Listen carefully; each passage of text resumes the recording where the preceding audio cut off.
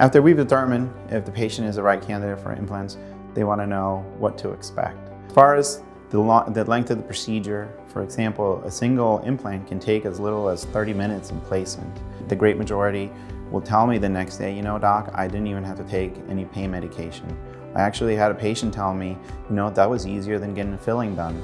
And so it's come to that with precision, with the technology. I feel that it's very little discomfort as far as what to expect.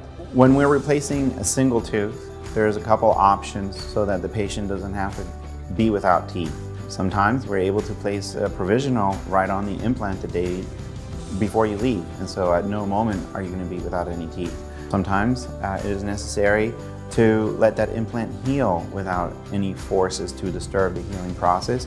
But again, we would already had a prosthesis in place so that it will replace the tooth by the time you leave.